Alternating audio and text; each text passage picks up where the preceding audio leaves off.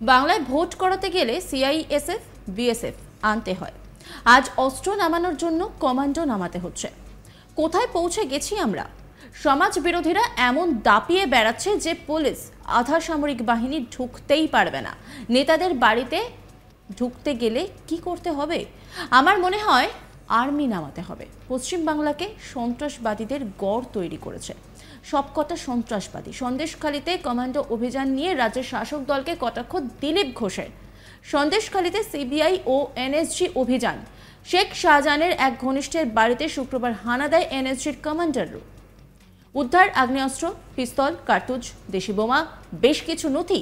গোটা দেশের এদিন নজর ছিল এই অভিযানের দিকে। এই ঘটনায় রাজ্যের শাসক দলকে কাঠগড়ায় তুলেছে বিরোধীরা।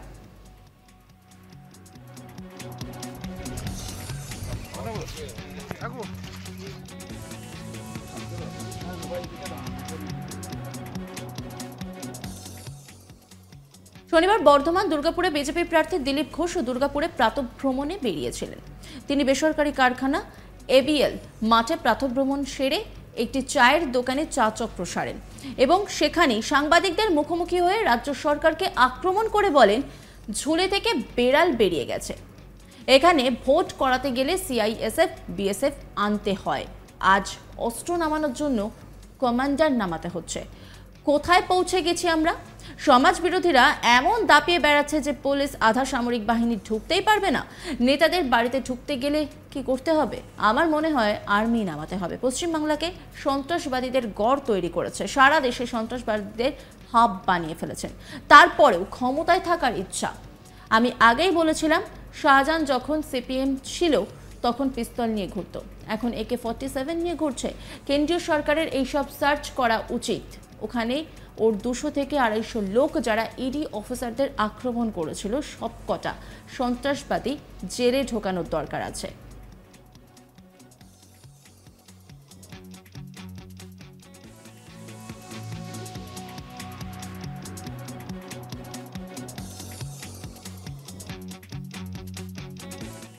দিলীপ ঘোষ কি বলছেন শোনাবো আপনাদের। মমতা ব্যানার্জি বা টিএমসির অভিযোগ করা ছাড়া কিছু নেই, কারণ সব ঝুলির থেকে বিড়াল বেরিয়ে গেছে। আজকে ভাবুন আপনি, এখানে ভোট করাতে হলে সিআইএসএফ সিআরপিএফ বিএসএফ আনতে হয়, এখানে নেতাদের পাহারার জন্য সিআইএসএফ আনতে হয়, আজ অস্ত্র উদ্ধার করার জন্য কমান্ডো নামতে। কোথায় পৌঁছেছি আমরা? পশ্চিমবাংলায় পুলিশের কোনো কাজ নেই। সমাজ বিরোধীদের এমন দাপিয়ে বেড়াচ্ছে, পুলিশ আধা মিলিটারি ঢুকতেই পারবে না, সেটা কমান্ডো আনতে হচ্ছে। তাহলে এই নেতাদের বাড়িতে ঢুকতে গেলে কি করতে হবে?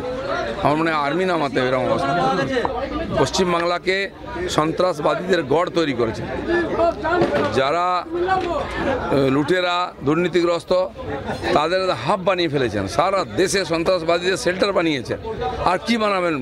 তারপরেও ক্ষমতায় থাকার ইচ্ছা। পশ্চিমবাংলার মানুষ কত সহ্য করবে? আমি বলেছিলাম আগেই যে এই শাহজাহান যখন সিপিএমে ছিল পিস্তল নিয়ে ঘুরতো, এখন AK-47 নিয়ে ঘুরছে। এখন তো বিদেশি অস্ত্রও পাওয়া যাচ্ছে।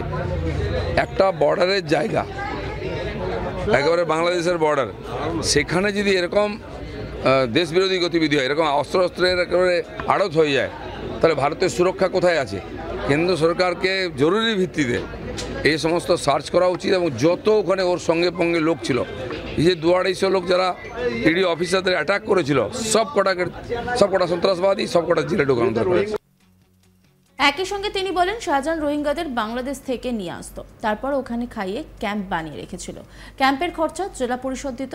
ওরা সবাই ওখানকার পঞ্চায়েত জেলা পরিষদের সদস্য। তারপর ট্রেনে করে সারা দেশে পাঠাতো। এটা বছরের পর বছর করেছে। সবই বিদেশি যোগ। কি বলছেন দিলীপ ঘোষ শোনাবো আপনাদের। রোহিঙ্গাদেরকে শাহজাহান নিয়ে আসতো বাংলাদেশ থেকে, তারপরে ওখানে খাইয়ে পরিয়ে রেখে ক্যাম্প বানিয়েছিল। আমরা বারবার বলেছি, সে ক্যাম্পে থাকতো, ক্যাম্পের খরচা জেলা পরিষদ দিত। ওরা সবাই ওখানকার পঞ্চায়েতের সদস্য, জেলা পরিষদ সদস্য, তার খরচায় ক্যাম্প চলতো। তারপরে গাড়ি করে ট্রাকে করে রোহিঙ্গাদের সারা দেশে আর এখানে বসিরহাটে নিয়ে এসে ট্রেনে চড়িয়ে সারা দেশে পাঠাতো।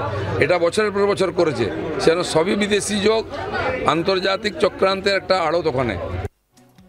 এরপর রাজ্যের চাকরি প্রার্থীদের প্রসঙ্গে বলেন, যারা 3 থেকে 4 বছর ধরে চাকরির জন্য আন্দোলন করছে তাদের ভবিষ্যতের দায়িত্ব ওনাকে নিতে হবে। যার টাকা ফেরত দিচ্ছে না, আসুন আমাদের কাছে।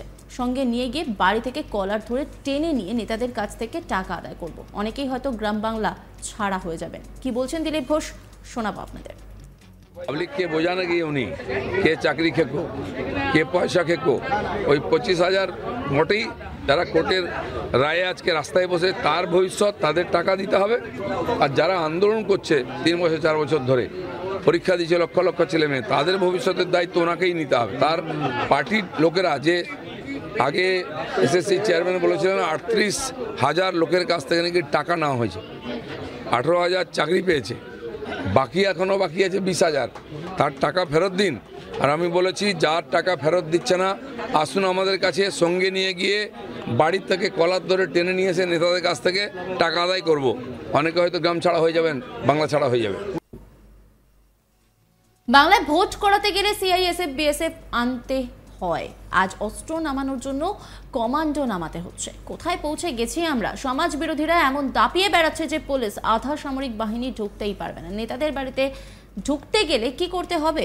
আমার মনে হয় আর্মি নামাতে হবে। পশ্চিম বাংলাকে সন্ত্রাসবাদীদের গড় তৈরি করেছে সবকটা সন্ত্রাসবাদী। সন্দেশখালীতে কমান্ডো অভিযান নিয়ে রাজ্যের শাসক দলকে কটাক্ষ দিলীপ ঘোষের।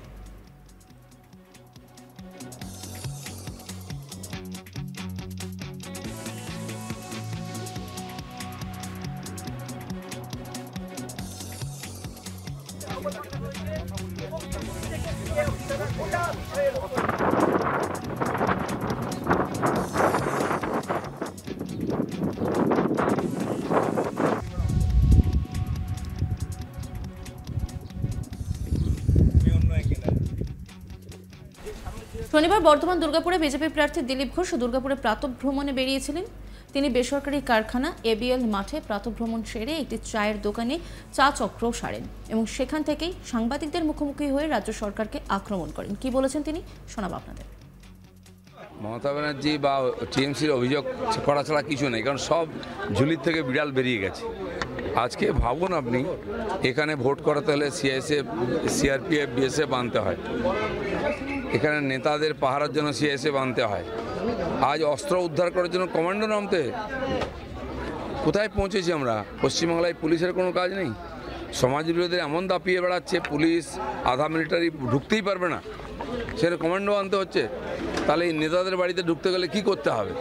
আমার মনে হয় আর্মি নামাতে হবে। এরকম অবস্থা পশ্চিমবাংলাকে সন্ত্রাসবাদীদের গড় তৈরি করেছে, যারা লুটেরা দুর্নীতিগ্রস্ত তাদের হাব বানিয়ে ফেলেছেন, সারা দেশে সন্ত্রাসবাদীদের শেল্টার বানিয়েছেন। আর কি বানাবেন? তারপরেও ক্ষমতায় থাকার ইচ্ছা পশ্চিমবাংলার মানুষ কত সহ্য করবে? নজর রাখুন আজ তাক বাংলার ইউটিউব স্ট্রিমিংয়ে।